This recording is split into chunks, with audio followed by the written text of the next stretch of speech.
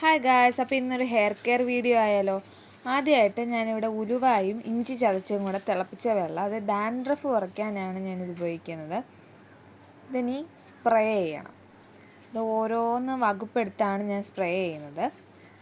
അപ്പോൾ ഞാൻ hair wash ചെയ്തു കഴിഞ്ഞിട്ട് ഞാൻ ഹെയർ വാഷ് ചെയ്യാൻ ഉപയോഗിച്ചത് KP നമ്പൂതിരിയുടെ ആൻറ്റി ഡാൻഡ്രഫ് ഷാമ്പു ആണ്. അതിൻ്റെ കൂടെ ഞാൻ കണ്ടീഷണറായിട്ട് ഉപയോഗിക്കുന്നത്, എൻ്റെ ഹെയർ എന്ന് പറയുന്നത് ഡൾ ആൻഡ് ഡ്രൈ ആണ്. സോ അതിൻ്റെ ഒരു കണ്ടീഷണർ ഡ്രൈ ചെയ്തിട്ട് ഞാൻ ഉപയോഗിക്കുന്ന 2 സിറം ആണുള്ളത്. ഫസ്റ്റ് സിറം എന്ന് പറയുന്നത് സോൾഫ്ലവറിൻ്റെ, ഇത് ഡാൻഡ്രഫ് റിമൂവ് ചെയ്യാൻ വേണ്ടിയിട്ടാണ് ഞാനിത് ഉപയോഗിക്കുന്നത്. ഇത് സ്കാൽപ്പിൽ അപ്ലൈ ചെയ്യുക, പിന്നെ നമുക്ക് കുഴപ്പമില്ല, ഇത് വാഷ് ചെയ്യണമെന്നൊന്നുമില്ല, സ്കാൽപ്പിൽ അപ്ലൈ ചെയ്താൽ മതി. ഞാനിപ്പോൾ ഒരു 1 വീക്കായി കാണും.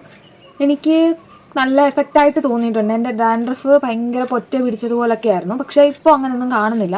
മേ ബി ഇത് ഉപയോഗിച്ചിട്ടായിരിക്കും. 1 ബോട്ടിൽ കഴിഞ്ഞാലേ ഇതിൻ്റെ കറക്റ്റ് യൂസ് അറിയാൻ പറ്റത്തുള്ളൂ. സോ അപ്ലൈ ചെയ്യാം.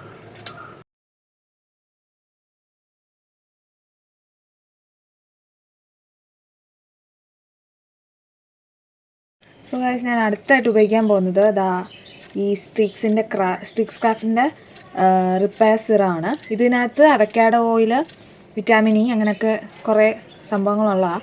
ഇത് യൂസ് ചെയ്യുന്നത് എന്തിനാണെന്ന് വെച്ച് കഴിഞ്ഞാൽ, എൻ്റെ ഡ്രൈ ഹെയർ ആണെന്ന് ഞാൻ മുമ്പേ പറഞ്ഞിരുന്നു. അപ്പോൾ അത് ഒരു നല്ലൊരു മാറ്റം, അത് ഞാൻ നന്നായിട്ട് പറയാം. ഇത് ഞാനൊരു 1 മന്തായി ഉപയോഗിക്കാൻ തുടങ്ങിയിട്ട് എനിക്ക് നല്ല മാറ്റമുണ്ട്. നല്ലൊരു ഷൈൻ കൊടുക്കുന്നുണ്ട് മുടിക്ക്. ഇത് നല്ല ബെറ്റർ റിസൾട്ട് തരുന്ന സാധനമാണ്. അപ്പോൾ നമുക്ക് ഉപയോഗിക്കാം.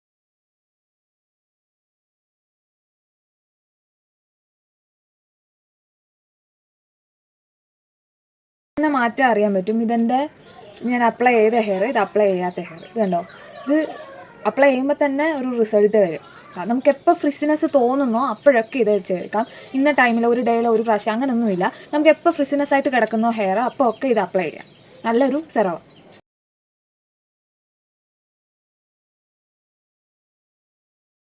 അപ്പോൾ ഇത്രയേ ഉള്ളൂ എൻ്റെ ഹെയർ കെയറിൻ്റെ വീഡിയോ. Bye bye.